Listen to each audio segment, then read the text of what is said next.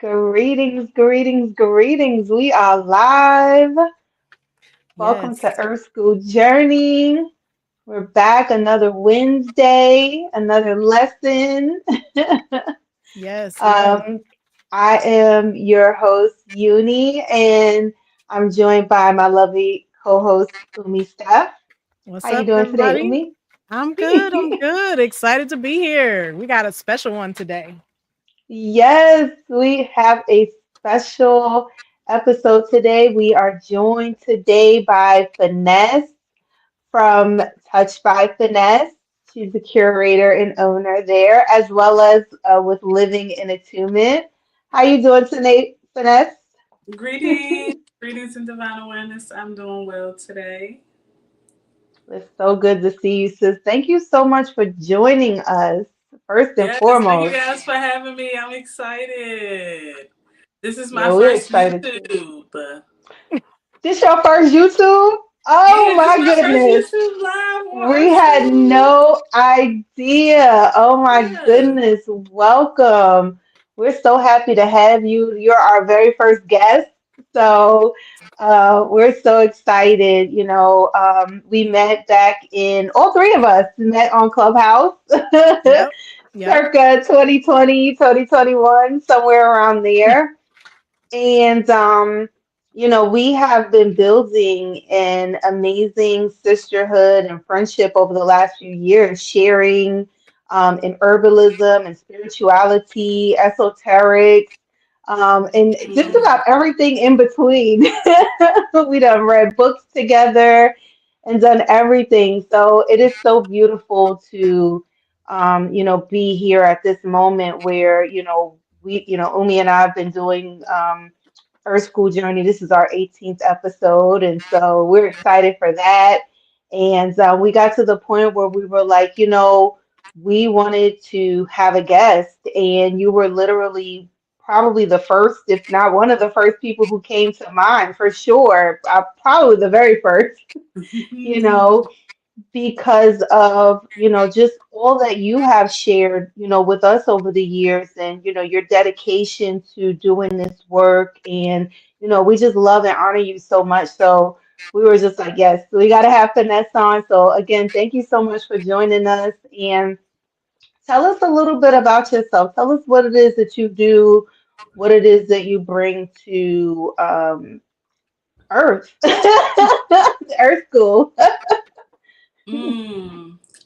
So I am a curator, definitely. I like to curate, and I'm also a advisor. I'm a consultant, and mostly it has to do with accountability, dreams and aspirations, or our ability to make magic simple, honestly, right? Sometimes we be so far stretched that we try to make it complicated, and I tend to have people come to me just for the simplicity of it. I mean, I get a little deep, but definitely for the simplicity of being able to advise somebody through their journey. Hmm. I Earth love School that. Journey.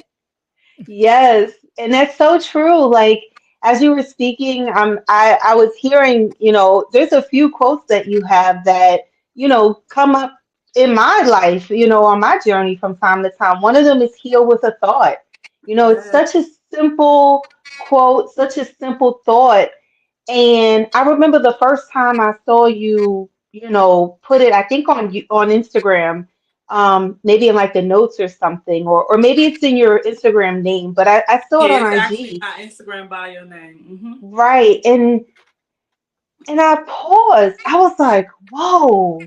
Like it just sit me. Like I'm not even gonna hold you. Like it just sit me. And I had to sit with that. And I'm like, yeah, all of these thoughts I'm having, all of these things that are going on in my mind, I could just heal with the thought. And I literally latched on to that. And from time to time, I'll see your name, and I'm reminded to heal with So the it's thought. crazy that you say that. I put that there. As I was saying to you earlier, I do things that people gravitate to in reference to social media and the public, but it really be for a reminder for myself. So when I was making Wow. my Instagram, I'm like, I really don't need to be on Instagram. I need to be healing. I had just read the Kabbalah. I think it was like 2016, 2017. And I feel like this was I had read the Kabbalah a year before, but I couldn't get nothing from it, right? Because I Mm. wasn't ready. And I read it that next year because cycles make perfect sense. I read it that next year and it gave me everything. And I started my first blog. It was called Energy is Real, Trust Yourself, Heal with the Thought. And I was like, oh, I'm going to name myself on Instagram Heal with the Thought to remind me that I'm a writer. Mm. And the more that I write my feelings out, I'm healing my thoughts. So, yeah, that's literally how it got there. That's how the name got there. So, Wow. on point with I that. It was a love that. reminder for myself. I love that so much. And that's really what, Earth School Journey is about. Like, Umi and I have spoken in like detail for at length, I would say, about how, we're really doing this to encourage ourselves along the journey as well as encourage others. That's why we call ourselves peer guides versus leaders, teachers, healers. You know what I mean? We're walking with you on this journey. We may stumble with you, we may slip with you, but we getting right back up with you. You know what I mean? And that's why the accountability piece is so important that that you talked about, just being accountable for ourselves and each other. It's just so important to surround ourselves with people who, have similar mindsets and are on this journey. So that's so amazing. I wanted to ask you, you've watched our YouTube a few times. I know we've seen you in the comments. Much gratitude. Thank you so much for tuning in and supporting us. We really appreciate it so much. We appreciate our sisters supporting us. I know a lot of us have talked about, on Clubhouse and even in our private chats about not necessarily getting the support of our family and friends, outside of spirituality. So we just want to thank you so much for, really honoring us in that way and, spending your Yeah. time with us. We don't take that for granted at all. So we think, kind of what Earth School Journey is about. We really talking about and sharing about, our life being a journey here, of course, and how Earth is kind of like a school where we're learning lessons, and sometimes we got to cycle back through those, like you just said, you had to read that book again. Sometimes you got to cycle back through lessons. Sometimes you pass the test and you go back, you extend, you elevate. Sometimes you stay on the same level. What do you think about the concept of, Earth School Journey, about Earth being a school and a journey that we are, kind of working our way through? Like, what do you think about that concept? So first off, it's actually genius because when you get into the esoterics, it leads you to the halls of a mentee, right? Which is literally the classroom of consciousness, right? So that was the first thing that got me with that. And then my father, when I first started on my journey, my father had said to me, um, it's never about the reward, it's the journey. So the journey basically is the reward. So when I first seen Earth School Journey, I'm like, okay, alignment as always, right? But that's my whole purpose. Like, I kind of, I'm not a person who create ultimate finish lines for myself. I'm a person who enjoys the present moment and really like sits in a state of observation so I can absorb all of it. And honestly, when I actually listened to a study hall, it reminded me. I used to always have this dream of like walking through a library that led to a throne room, and I never wanted to sit in a chair, right? And I didn't know that that was people's esoteric awareness in their visualization of the halls of a mentee. But then when I started listening to Earth School, I was like, oh, so they just talk about the halls of a mentee. We in the Akashic Records, slowly but surely building up to that. So that's how I felt when I first, that's why I make sure when I have time, when I see it, I click on, I sit back, I listen, I go back and listen to the recordings because, I mean, the journey here is the reward. It literally is. And the more that I immerse myself in it, and understand that Earth is a journey that I actually signed up for. Actually, life gets better. It gets better.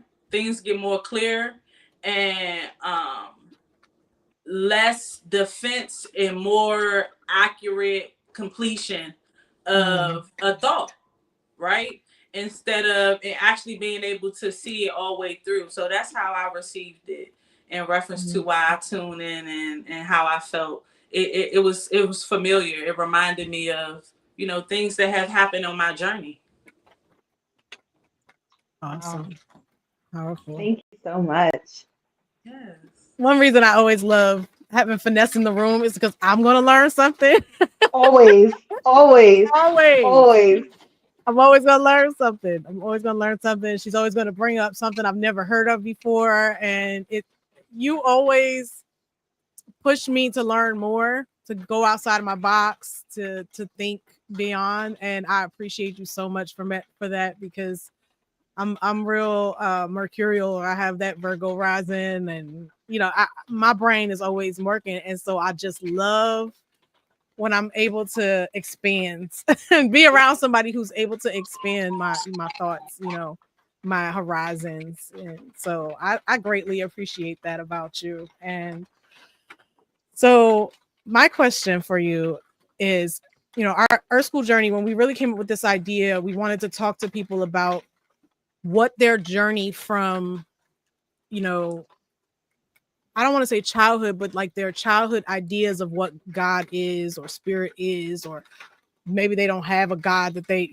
however, whatever that early journey was, that early experience of a higher power was, to what it is now, right? And where they are now. And like for me, I came from a very religious background, so embracing spirituality was a slow journey because I had to let go of the idea of I was going to hell, right? So what was your journey like, getting to this place of being so open with your ability to like embrace what spirit is and what that means for your life? So I have this photo of me and my mother. I think I had to be 2, maybe about to be 3 years old. And I can remember myself in the photo and how I was consciously. And I'm gonna be honest, I've always looked at God as observation. Always. I always felt like there was something watching me or myself watching me, and that's how it's always been for me. So I would say that my earliest representation would be probably around 3 years old. But if we want to talk about consciously to the point where I can give you an actual thought, I'm going to say 8. And when I was 8 years old, I had went into a closet. I was experiencing turmoil. I didn't have the best household. I didn't have the best growing up experience. Both of my parents were addicted to narcotics. So there was no one leading me or teaching me. It was basically me becoming the leader for myself and I never wanted to be in leadership, honestly. So I had to like step up and be the leader for myself. So I remember I was having an experience that was dangerous, and I remember going into a closet and praying, and I heard myself back to myself in an audiodactive way, and it was as if I was speaking to myself. And I was like, oh, I looked around, I was like, hey God, is that you? Hold up now. Right. Oh, so this really worked. And I remember myself in that moment, like, well, what helped me receive that response because I felt like I received an immediate answer to my prayers. And immediately, as I was praying for protection, it was like, you don't need that. You already have it. Nothing's going to happen to you. Just sit here and mind your business. Observe. Pay attention to your surroundings. Take notes. That's what you're here for. Huh? Okay. Mind you, I'm terrified. I'm frightened. I'm scared. But that response back to me calmed me down instantly. And it made me like put my shoulders up like, oh, okay, I got this. And I like to tell people my journey was like Matilda. I literally went through like the Mrs. Trunchborough at Greenbelt Elementary School. I literally they had me hooked up to machines in 8th grade. I was a part of the Talented and Gifted program. I always been up there. And I kind of like took advantage of that. I turned myself into child protective services and let them know that my space was not safe. So like I kind of like took lead because of that response in the closet. The response in the closet like showed me there's someone walking with you. And ain't no point of trying to feel like you going to stop what's happening. All you have to do is observe and follow the pathway. So that's kind of really been my journey. I think from there, at 8 years old, I really went to the library and studied how to turn myself into child protective services. Who does that as a kid, right? And I never remember the librarian looking at me like, you want to go there? Like, that's what you want to do? And for me, it was like, yeah, something is encapsulating me and protecting me away from this experience so that I don't become tainted in a way, right? Because I asked for it. I went in the closet, I asked for protection. And the response was, okay, well, follow the journey, do what I tell you to do. And that's what I did. So that would be the beginning of my journey. And then to now, it's been years of following this innate intuitive thought that literally leads me, right, to more self-understanding, self-realization, clarity, and gives me tools to really be knowledgeable and declutter what I perceive versus what is really here, right? And when we think about spirit and we think about the journey, it shape shift. It doesn't stay the same.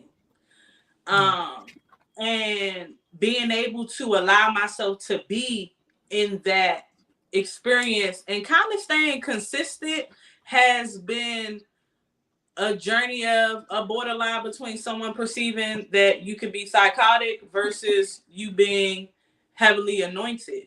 I actually was one of the kids that refused medication when I was in the group home and fought up for it, and then realized 20 years later, someone I just became a client, and she said, that actually triggered me because you felt strong enough to say no, and I had to conform. So I guess in my mind, that's always been the God in me from asking that innate question, can you protect me? Can you walk with me on this journey? Because I feel like there's no one here. And immediately I was immersed with that energy. And it has followed me on my way. It gets stronger the more I stay consistent. And if I fall off, it dulls down. It's been times where I've lost my connection because I chose not to stay in a state of cultivation. So that's what I would say has happened on my journey in reference to just understanding that force and that source. Yeah, it sounds to me like your awakening came pretty early and it was very much from within, because, you know, it wasn't something on the outside necessarily that triggered you or that you heard that made you look for something more, but you really went in very young and just kind of heard that voice, which is amazing. And completely the opposite of my own experience. So I'm intrigued, and I'm curious, were there ever any big roadblocks? I know you mentioned like maybe not continuously cultivating that kind of, and we talked about spiritual hygiene last month, so we've discussed that on the channel. But was there any really big roadblocks to really allowing this to blossom and fully like just be in your life who you are? Yeah, the first one was I decided to go to church because I'm like, oh, I know God. I'm gonna go in this place with these people. These people gonna know God. And it was like, you know God too well. Sit down. Yes. So it was an immediate halt. Immediately. I never forget. I couldn't understand why my grandmother responds because I chose to go to church on my own. I came to my grandmother. I said, I want to go to church. She said, if you're going by yourself. Iron your clothes and lay them out every Sunday morning and be at church on time. So that's what I did. I walked to church. I was in the choir. I was in the puppet ministry. I was in Sunday school every Sunday. And I asked too many questions and I had too much to say. And honestly, now at 36, I knew God more than the pastor did. Mm-hmm. And that can be scary. So it was an automatic call from religion and different esoteric practices and actually following spirit to show me, go learn this, but don't be consumed by it, is what has been ultimate barriers for me. And also, I will also say being afraid of having and acknowledging that presence at an early age. That means I got to see parts of the world that other people don't get to see. That was automatically another halt because now there's this ultimate energy of fear mongering that is trying to encapsulate me because I actually believe in this power long enough. So I would say religion. I would say school. Like I said, in 8th grade, in 3rd grade at 8 years old, I was already in the talented and gifted program. So they were already testing me. They were already putting me in special classes. And I remember having my head hooked up to a machine so they can test my brain waves as early as 9 years old. And later on, I had took the time to do the research, and I had learned that the school that I went to, Greenbelt Elementary, it was known for that. Like, they actually, it was meant for me to experience and see those things because it was known for that very thing. So I would say capitalism, politics, and religion has been the most barriers because, again, I'm in this journey on my own. I don't have a parent, right? So it's this child who got all of this wherewithal to feel like she got the God in her and she's standing up for herself and she ain't taking nothing. I was halted. I was quieted. I was manipulated. I was abused, right? Because I was living in different programs, transitional living programs, good group homes, foster care, and all of these people felt like, who is this young lady who feel like that she doesn't have to conform, right? The audacity. So I would say I dealt with a lot of barriers from the gate, right? And all of them created this defense mechanism that then made me create my own barriers too as well. So it's like the energy was always flickering, but then society took form and attacked me from several different ways. I conformed to those attacks and then started to protect. And honestly, I cloaked myself. So then I just sat and I just absorbed, and that could be dangerous too. Right. On the journey. Having too much information is as dangerous as not having none at all. So I would say there were a lot of barriers all surrounding things outside of me that I had to comply by. And me still wanting to be on a journey to find more information because I want to go see the Babalaos. I want to go to the, I don't went to the, I did a lot. I was in the Moorish temple. I done did with the Black Hebrew Israelites. I was seeking knowledge. And all of those people and places had a lot of false prophets and a lot of false prophecy. Yeah. That is the journey of Earth School. That is the journey of Earth School. Yeah. Ain't that the truth? I mean, Earth School wouldn't be Earth School if there wasn't these barriers to remembering. When I was a kid, I used to call them trolls. I stopped calling them trolls, and later on, I learned that I thought that I was being funny, but metaphysically, that is what they are. They're gatekeepers. What do trolls do? They sit at the gates to a bridge that sets you into a different dimension or a different world. So that's another thing. When you asked me that question, I wanted to say that, but it's kind of hard to express how, as a kid, your imagination, I really felt like I was in Peter Pan as a kid. So like I seen the fairies, I seen the trolls. That was my a way to stay in tune with source energy by actually allowing myself to know that those things are realistic in some way. Mm. And then still having to bridge and be in this world at the same time. It's intriguing. So yeah, I believe that it was barriers from all which ways, but most of them have to do with some form of authority or seniority that wants to encapsulate the knowledge. And I was too busy trying to get it from so many different places. Right. Right. Awesome. Yeah, you've had a very interesting. It seems like you've had a very interesting and unique journey coming to a place of embracing spirituality as your own in the way that is meant specifically for you.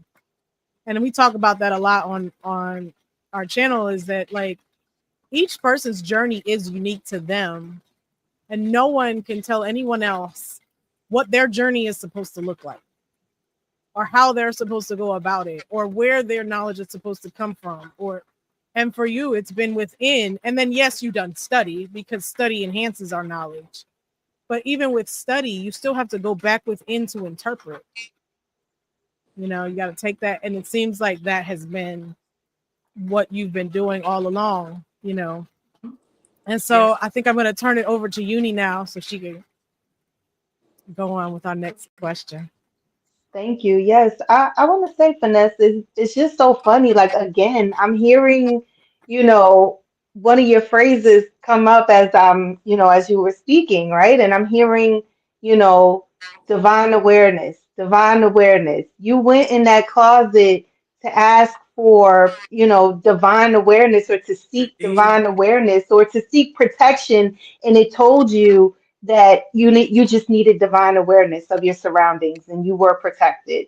I just think that's so amazing. You know what I mean? How is it's just indicative how you are living, your journey is what you say it is. You know what I mean? And I'm not saying I ever thought anything different, but just to hear how you have come up with these affirming phrases and words to help you along your journey, that you can, that I can, as you're telling your story, I'm like, okay, this is where that came from. This is where Mm-hmm. it's just amazing. It's just so amazing. Yes, indeed. Um, so I wanted to ask you, I mean, you kind of touched on it a little bit, but you know, like Umi was saying, like you've had a very interesting journey. You've been through a lot of ups and downs. Going through, the foster care system, and dealing with things with your home life. And um where would you say you are on your journey now? Like where are you? If you can pinpoint, like if you could drop a pin, where would you say you at right now? It's this is kind of dope because we recently, probably within the last year, we had this conversation about how I felt like I was back in the masturbation stage, right? And what I can say is that what I'm learning about time not being linear is that cycles are consistently happening, right? And I literally just posted something yesterday because the Eye of Horus came to me as everyone's talking about Three Eye Atlas. I realized that that's the back of the neck. You literally have an atlas in the back of your neck. And what I feel like I am in my journey is at that cross of what they perceive to be the Christos. I kept saying I was 33 for like 3 years, and I didn't know. Y'all remember? And I didn't know, like, okay, why am I keep repeating this to myself and making myself believe it, that this is what's actually happening? But in 2020, I left my home and took a journey. And when I packed up everything and took that journey, I believe for myself, I allowed myself to pause time because I didn't have in my 33 years the ability to heal with the thought or sit in a state of peace and resonance so that I'm going to be honest, come online with everything that I have learned and set back and absorb because I was too busy going through things where I couldn't actually embody it. So I know for a fact that I have passed that state of maturation, but I would say I'm in the shadow phase of allowing myself to move into that embodiment in a wholesome way, and learning also too how to do it for myself and not be performative, right? Because what happens is thoughts move as fast as light. So there's always a polarity to even the phrase heal with a thought. You can be following thoughts that don't lead to anywhere. And I feel like Phil Valentine said it recently when he was talking to Brother Rich. He said he realized that you can, no matter how much information you absorb, if you can't embody it, it doesn't have any reference at all. So I think that I'm in a state of veneration for myself, venerating the knowledge that I've allowed to sit and, I'm going to be honest, become calcified. And as I am walking myself through that decalcifization, it's as if I allow myself to have a spiritual baptism. And that masturbation stage is allowing me to come out renewed in a state of embodiment. And I'm in that phase of being honorable about what that embodiment really means, not only on a physical level, but on a sensory level. Y'all know that's my favorite thing, is the sensory system.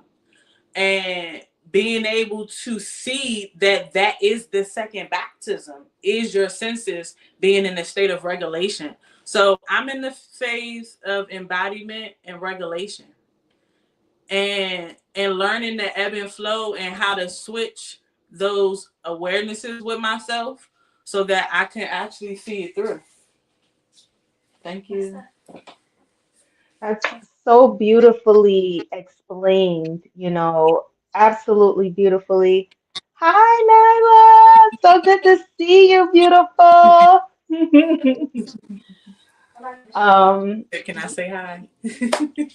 of course, of course. I just want to say it's so beautiful how you explain that because, like I said, Umi and I, we on this Earth School journey, like we have realized that yes, we are bombarded with so much information, especially now. You know what I mean? Over these last few years, it's like so much has come at us. We have gotten information and knowledge that our parents and grandparents wouldn't even dream of having, wouldn't believed it if they saw it, wouldn't have, you know what I mean? All of that.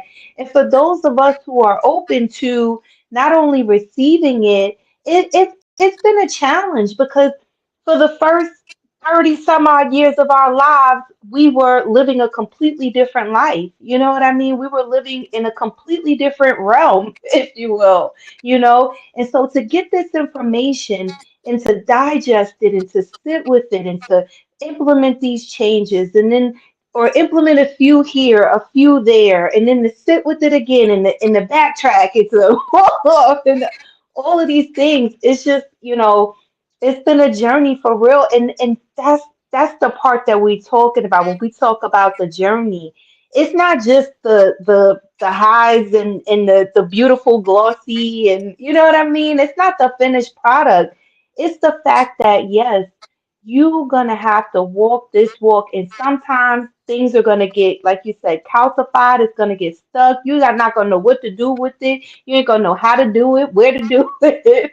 And you're gonna have to figure it out. And that's why it's so important for us to come together in community and accountability in the ways that we have and have these conversations because I'm telling you, I have seen so many influencers and life coaches and spiritual coaches and people who they don't tell you the hard part. They don't tell you how many times they fell, how many times they sat, how long it took them to get up. They don't talk, nobody talks about that because it doesn't look good. It's not glamorous.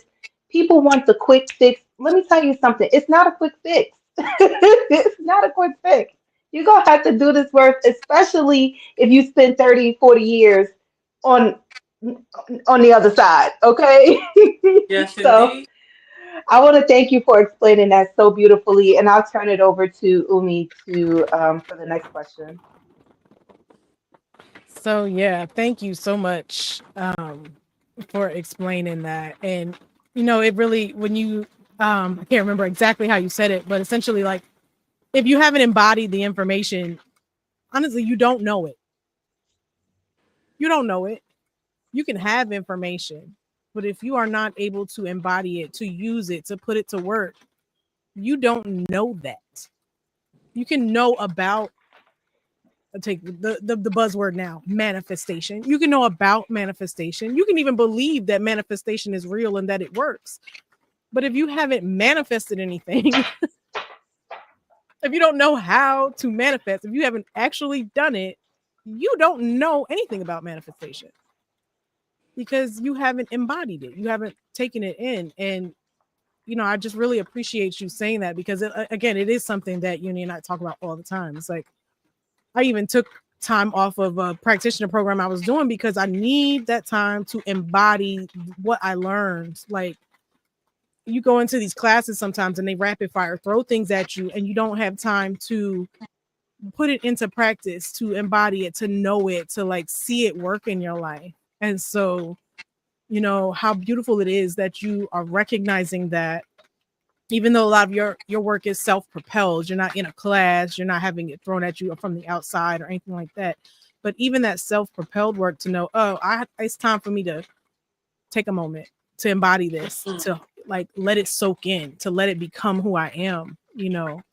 And so I really think that is beautiful that you are doing that right now. So thank you for sharing that with us. So, can you tell us now that you have embraced your spiritual your spirituality? What do you feel your spiritual calling is? What spiritual work do you think, not think, but do you know that is meant for you? What are your next steps? The calling is being a bridger between worlds Mm. and having the capability to be a whole with myself in this fragmented world, which then allows me access to be able to see what people perceive to be the unseen. Shout out to Carl Jung, because I feel like his Carl Jung, his ability to kind of like bring psychic awareness and actually state that if you don't talk about the unseen, then anything you talk about the psyche doesn't exist. So Mm. you can ignore it all you want, but it is the epitome of our experience here.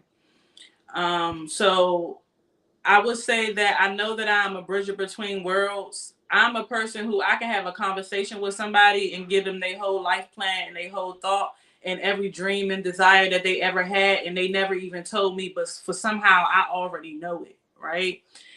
And one, I'm learning two things with that. And that's why I stay in a state of embodiment. People always say, well, why aren't you doing readings? Why don't you have programs? I got books I haven't dropped that people like check up on me, like, you said you was dropping that book, what's going on? And honestly, it goes back to the last question. It's embodiment, right?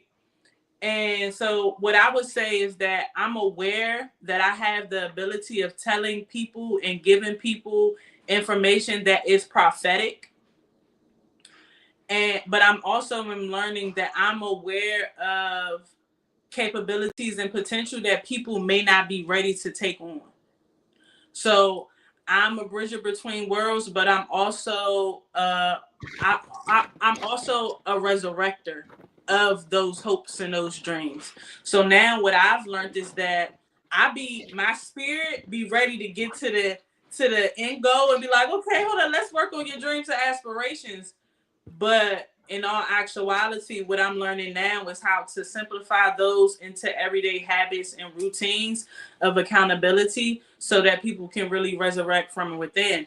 And I had an experience with my last drop of my oil. I had this whole collection. I was like, yeah, I'm about to drop that joint. And Spirit was like, start over from the beginning. You only need one bottle. and be quiet and be still until I give you the recipe. And I remember that was me seeing myself at that moment, directing myself to be a bridge between worlds, because, and sometimes that's another thing. So that's another thing. Sometimes you are your own journey director, but you don't allow yourself to direct you. So I would say that I'm a bridge between worlds. I'm a curator, and I am a spiritual advisor that can help people get from point A to point B. But I'm also on the journey of getting there myself. So I refrain from telling people who I am and what I do until I have cultivated that enough. But it happens so naturally that I can't help it. Today, somebody called me today and asked me to how much I charge for a consultation. And I just started giving them the information. And I was like, I don't have any consultations available. Here's the information, blah, blah, blah. But it's like, no. I want to pay you for this. Like, please, just allow me. And I'm like, I'm a solution. I give solutions. I'm not one of those people who going to try to gatekeep your money. I'm not going to try to hold you off and give you a freebie, then give you 300 and then tell you pay 12,000. It's not in me. I'm going, whatever comes to mind at that moment, I receive. So that's prophetic. And it's like, how do you express that? So at the end of the day, I know I'm a prophet amongst my people, but I am learning how to be a prophet because it ain't no Babalao directing me. So that's what I would say to in retrospect. Thank you for sharing that. That's I have the experience of having information for people and them not being necessarily ready for it. So I can hear you when you say that sometimes, you have more information than they might even have about the situation. And I'm really interested to watch as you grow in this and have you on in a later on and see like where you've grown from this episode where we're talking to you now, to see how that develops, and because it has the potential to be very powerful, in awakening and awakening a lot of people. So whether you do it on a 1-to-1 scale or a 1-to-many scale, you know. It's crazy, right? Because this is spirit propelling me. Spirit propelled me to do this YouTube, right? I've been trying to do YouTube, and every time I go on there, it don't ever work out for me the way I want. Propelled in. I did my first paid live workshop. Propelled. I didn't even try. It happened, right? And so another thing too is I'm grateful to be in a predicament where I finally have gotten out of my own way. Right? Right. Where defense mechanism based off of the trauma that we talked about earlier is beginning to dissolve and move into the integration process. I remember when I started the first women's integration series and Uni joined. It was beautiful. They received beautiful results from it, but I stopped. And people was like, why you stop? Because I'm still integrating. And I learned that by going through it with them ladies. I'm like, hold up, they just gave me some tea. Let me write this down and utilize this. I took Uni on meditation. She came back with the philosopher's stone. It which showed me, hold up, you're leading her to the journey of the utmost knowledge in reference to herself, not astray, not somewhere else. So I even had to sit back and was like, sometimes you be in awe with your capabilities. A sprinkle does really go a long way, but at the same token, it's that embodiment. So I'm grateful to be in a predicament where I'm getting out of my own way. And like you said, the cultivated it inside for so long, right? And I even like when you said earlier, by being able to, most people have experiences externally with religion, and then they have to come back into themselves. And I never understood why I got a lot of intimidation. People felt intimidated by me who went through these journeys. They done been Babalaos 20, 30 years. Like, why do you feel this way around me? Why am I went within first? And now I'm going out. And as I'm going out, I'm seeing that it's magnetizing to me versus me having to go find it. So, and I feel like that's the most beautiful part of this development process. So I look forward to it too every day. Thank you for that. Wouldn't be a Earth School Journey episode without our mascot Owen coming on the microphone. He's getting bolder now. He used to be in the background. Now he just yeah. He's like, listen. Yeah, thank you so much for that. I'm gonna turn it over to Uni. She's gonna go on with our next. Yes, with just to add on to what you said, I remember,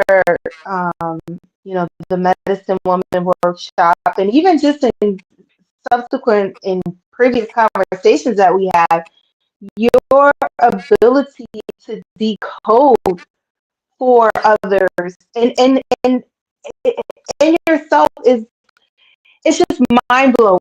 Certain things like I think one day I was like, yeah, I think we're in an accountability circle, and I'm like, yeah, when I was little, I saw a demon in the mirror. She's like, yeah, you see demons, and it's your job to spot them, and I saw you spot them yourself. So the thing is, you saw that within yourself.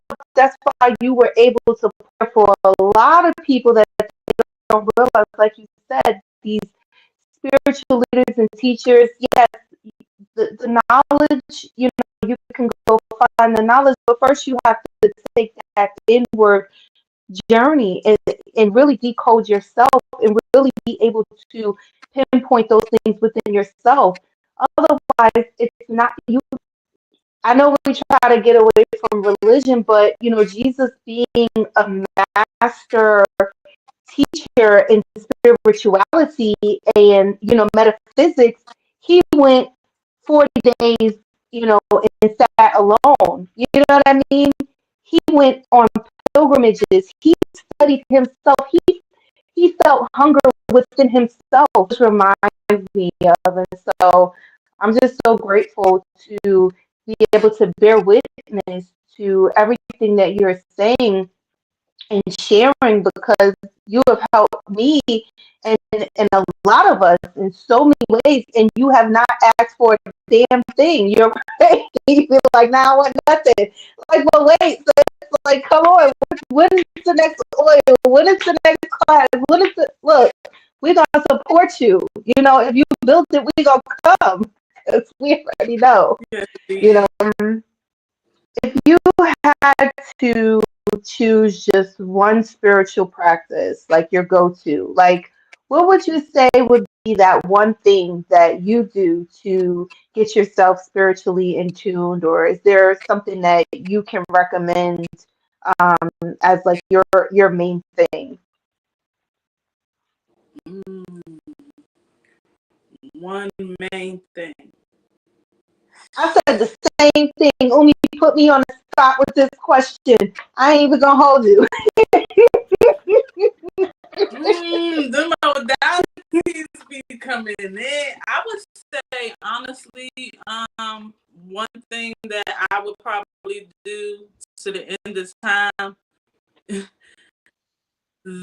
because when you utilize the elements of herbs, you bring in so many different compartmentalizations that you actually have to sit back and allow yourself to go through the ride. Anything you do actually becomes the interface. It's like you're actually stopping the process. So it makes you, herbs put you in a state of surrender. I remember when and also the herbs speak to me. I remember when I first heard the herbalist this, and somebody who was an esoteric guru, they was like, oh, that's not really the herbs speaking to you. Herbs don't talk. Baby, not only do they talk priority, they tell you about your spiritual gifts and your path. They show you how to use them, when to use them, what to use them with. And they tell you at the drop of a dime, right then and there, if you surrender to them, if you allow them. A lot of people use herbs and don't even talk to them. Don't even have a conversation. So I would say that's the thing that saved my life. Me 2017, too. I had sciatica. All that emotional weight was like weighing me down, physical too. And I'm still in those cycles of experiences in ways how the herbs have supported me from the gate. And they never let up. And the only time they did. So I would say the ability and the power to utilize herbs to make a potion to heal yourself and create an elixir that it's inevitable for me. It's probably the best thing that ever happened to me.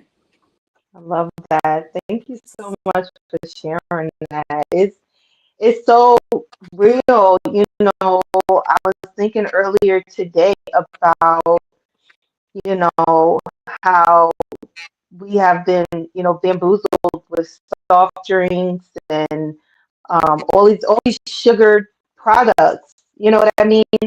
Whereas if we were taught to drink our herbal teas and to lean into that, how we would all be so much more in tune with ourselves, so much more in tune with the universe and the world around us. But of course, they didn't push that because that's not what they want. They want our brains calcified. They want our minds all. They want our. I feel like, you know. And honestly, the herbs are the elders. Yes. So I didn't have any. My mom and my dad wasn't around. My grandparents died, you know, as I got younger. My family was really torn apart. They weren't really together. I didn't have no elders. The herbs became my elders. The herbs took me to the elders. Wow. I never forget one day when I first left, I had already had an infatuation with magnolia, but the magnolia tree spoke to me. And I can remember clear as day, like it immersed me in a hug. And what it wasn't like giving me no help. It was like, take this plant over to that grave and give this person honor. I was in a whole nother state. I didn't know nothing. People come to find out, the magnolia made me take the pods to where African American ancestors and indigenous people were. So the plant taught me how to venerate my ancestors, if they were mine or not, and did it with a form of authority where I felt like it was mine, and take that over there and sit down in the state of prayer and say what you mean and mean what you say. Yeah. So another thing that the herbs are the elders. Mm-hmm. They bring great wisdom, and they crying out in the middle of the fields and the streets, and nobody is listening.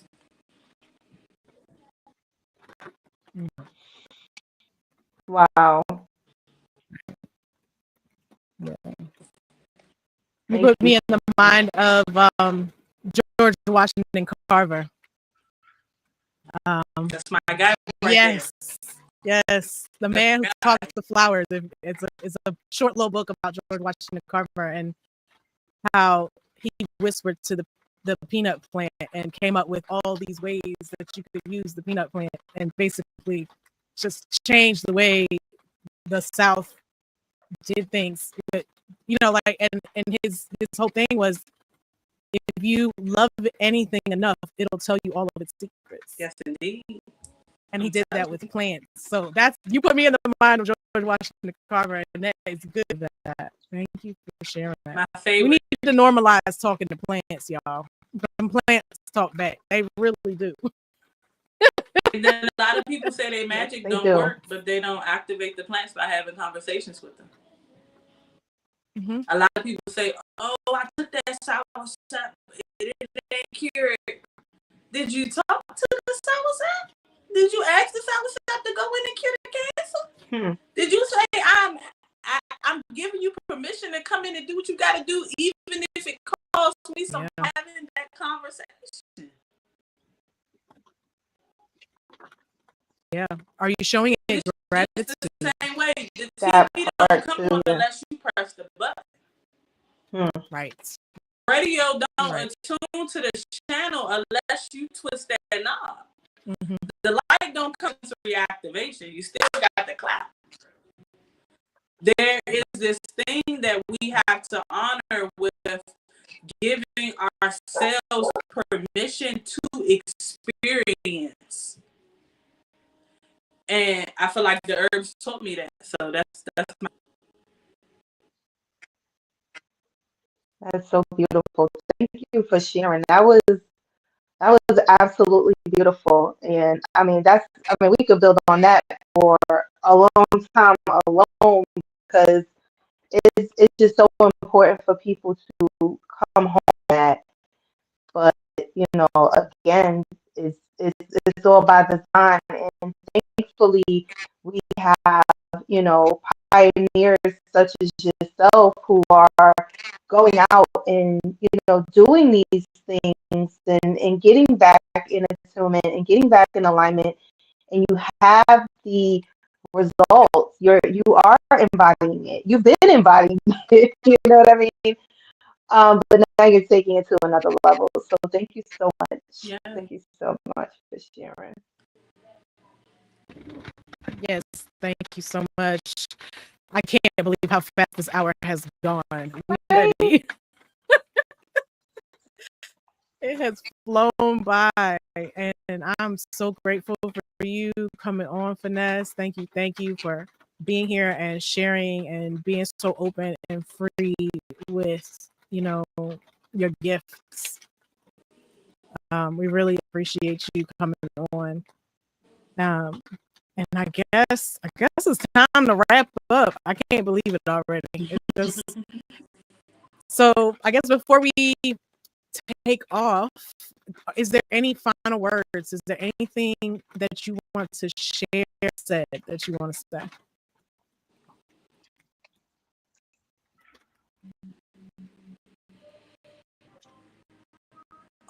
On your Earth School journey, the most important character is your inner child.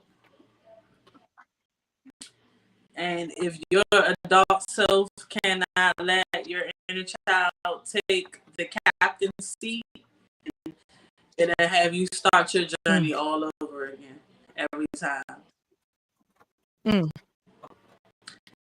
And the moment that you learn to embrace that small, little, peculiar